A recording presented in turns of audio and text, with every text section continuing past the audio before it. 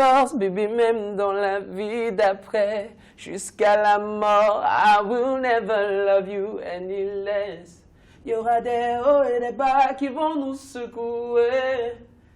Mais lorsqu'on dit qu'on s'aime, on n'a qu'à supporter. Alors bonjour, je m'appelle Loko Samba Charles Arthur. Mon nom d'artiste est Loko. Je suis artiste musicien et je suis camerounais. Bon, je viens d'une famille là où il y a 3 enfants. Je suis au milieu, 2 garçons, une fille, j'ai une grande sœur. Quand nous étions petits, chaque grande vacances, on allait chez ma grand-mère et on nous enseignait à chacun un instrument différent. Moi, on a essayé de m'apprendre la guitare, mais je ne m'en sortais pas trop. Finalement, je me retrouve en train d'apprendre le piano de manière autodidacte parce qu'il y avait plein de claviers à la maison et tout. Parce que bon, dans la famille, bon, la musique est très présente. Très souvent, on a des chantres, des personnes dans la chorale et tout. Donc c'est comme ça que je me mets à apprendre le piano de manière autodidacte et bon, de fil en aiguille, j'avais envie de faire voir au monde ce que je pouvais faire. Mais je viens d'une famille où, bon voilà, on est très casanier. Moi-même, je suis très casanier. Donc, je ne pouvais pas aller faire les compétitions ou des trucs comme ça. On allait toujours dire non. C'est pour ça que je me suis tourné vers Internet. J'ai créé une chaîne YouTube et je faisais des covers, c'est-à-dire des reprises de chansons populaires. Je peux pas dire précisément quand la passion pour la musique est venue. Je sais juste que depuis tout petit, je flirte avec cette passion-là et à un moment, c'était déjà devenu tellement présent que bon voilà, j'ai cédé. Et je venais de commencer mes études universitaires et je me suis arrêté en 2e année. Malheureusement, je n'arrivais pas à gérer les deux en même temps. Donc après, je me suis tourné vers des études de management et là, je fais de la musique à plein temps.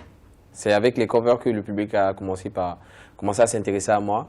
Et bon, après ça, j'ai décidé de commencer une carrière. Avec un ami, on s'était mis ensemble, on avait essayé de réunir ce qu'il fallait pour faire un vidéogramme. On a fait le premier vidéogramme Perfect Girl en featuring avec Numerica. Ensuite vient la signature avec le label Big Dreams, avec lequel je suis encore actuellement, et on a fait Margot. Et Margot, c'était, on va dire, le début de tout en fait. Un peu de tout, hein, mais très souvent américain quand même. Moi, j'étais très soul, R&B. Et c'est après un certain âge, j'étais en train de finir mes études secondaires.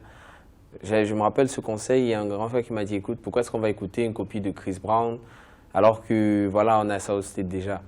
Parce que j'étais supposé continuer mes études là-bas. Il me dit, tu ne vas pas venir ici, venir faire ce que les gens font déjà. Il faudrait que tu viennes avec quelque chose de différent, tu vois. Donc du coup, je me suis concentré, j'ai réorienté mes penchants vers ce qu'on fait plus à la maison. J'ai écouté beaucoup de Makossa, beaucoup de musique africaine en général. Je m'étais totalement coupé de la musique R&B et tout. Donc ça m'a permis de m'imprégner un peu du rythme et tout. Et maintenant, chaque fois que je fais de la musique, le but est de montrer ces influences-là en fait. C'est de mettre les deux ensemble. Comme je disais plus tôt, le premier titre c'était Perfect Girl. Ça m'a pas tellement fait connaître dans ce sens où le public a plus accueilli ça comme, on va dire, ok, il y a un jeune, il y a un nouveau qui fait quelque chose qui est intéressant, d'accord, c'est bien, mais ça n'allait pas plus loin que ça. C'est après, quand j'ai fait Margot, que ça a connu une sorte de boom.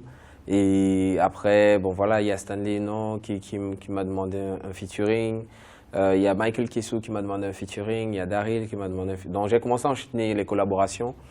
Et après ça, Margot, moi aussi, j'ai fait mon 2e single, qui est Ndotu, et qui a connu encore, qui était en top de plusieurs charts. Donc c'était plutôt, enfin, je pense Ndotu est cette chanson-là qui m'a vraiment fait connaître en fait. On Sawa Romance, c'est la chanson qui a connu le plus de succès dans mon EP, encore plus que Ndotu, alors qu'elle est slow, elle n'est pas trop dansante. Sawa Romance, je pense, j'ai juste essayé d'être vrai dans Sawa Romance, parce que c'est quelque chose qui me touchait particulièrement et tout, donc je voulais vraiment faire la chanson bien, et je suis content de voir le résultat que ça a aujourd'hui.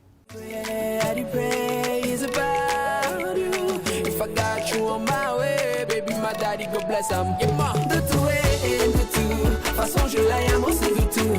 La go caméra est jolie, elle est ma African lady. De tout, façon je l'aime aussi du tout.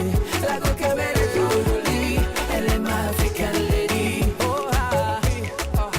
La raison pour laquelle j'ai décidé de m'appeler Loko par exemple, c'est que j'aimerais que tout au long de ma carrière, que je puisse rester vrai, que je puisse rester authentique, rester moi-même.